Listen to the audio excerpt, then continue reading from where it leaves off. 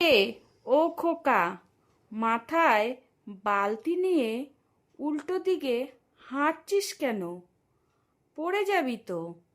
এই যে বৃষ্টির দিন, এমনি উঠান পিছলা হয়ে আছে জলে, তার মধ্যে তুই এরকম উল্টো দিকে যদি মাথায় বালতি নিয়ে হাঁটিস, তাহলে তো পড়ে গিয়ে মাথা ফেটে যাবে রে খোকা।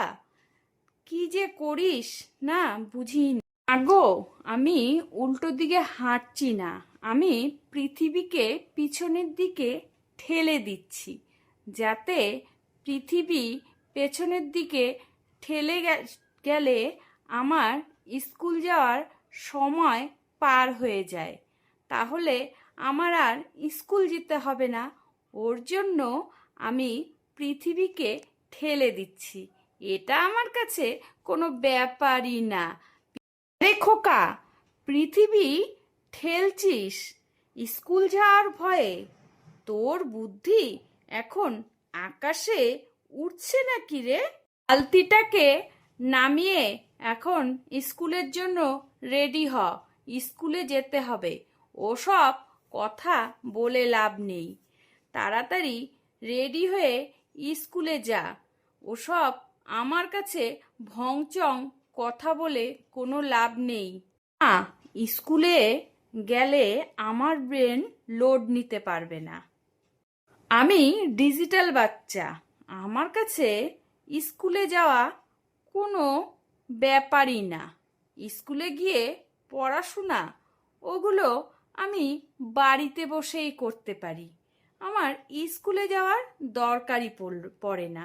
আমি তো ডিজিটাল না, তার জন্য আমি ঘরে বসেই পড়াশোনা করতে পারি। এ খোকা, রান্নাঘরে রান্নার ধোঁয়া নিয়ে কি করছিস?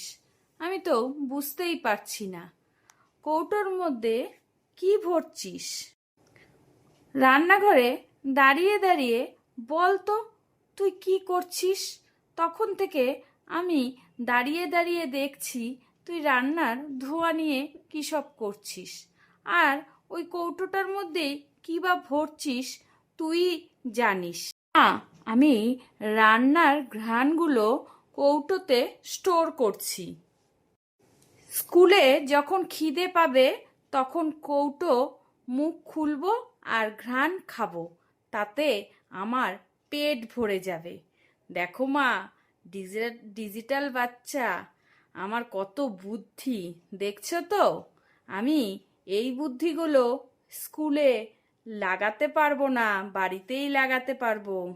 খোকা, ধোঁয়া খেলে পেট ভরবে নাকি? তোর কি ভূতে ধরেছে নাকি রে? আমি তো তোর কথা কিছুই বুঝতে পারছি না। তুই যে সকাল থেকে আবোল তাবোল বকছিস, সেটা তো বুঝতে পারছি। এটা কি তুই স্কুল যাবি না বলে বাহানা করে তার জন্য এই সব আবোল তাবোল কথা বলছিস, নাকি তোকে ভূতে ধরেছে?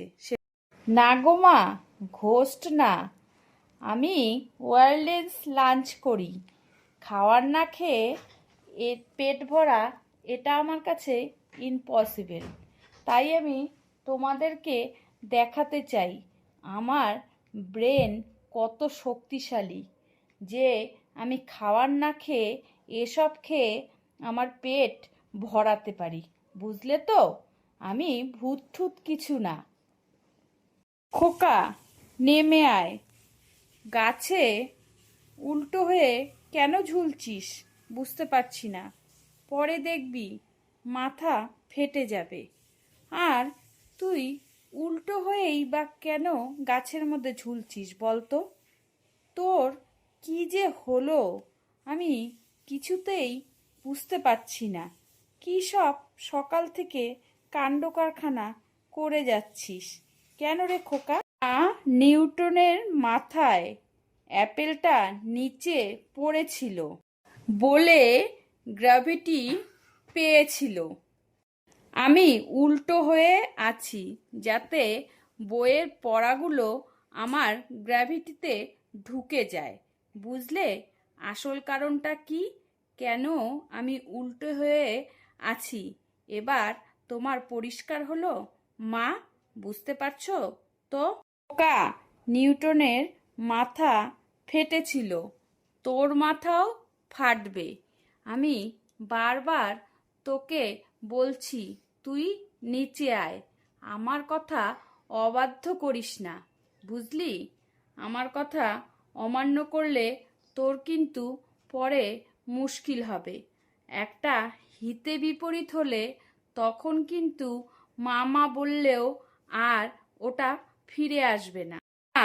নিচে বসে পড়া আমার মতন সায়েন্টিস্টের পক্ষে ইম্পসিবল। মা, আমাকে এখন গ্র্যাভিটি ফিলিং নিতে দাও। এত কথা বলো না তো, একটু চুপচাপ বসে থাকো। আমি কি করছি, কি করে পড়া আমার গ্র্যাভিটিতে ঢুকাচ্ছি সেটা তুমি চুপ করে বসে বসে দেখো, বুঝলে মা?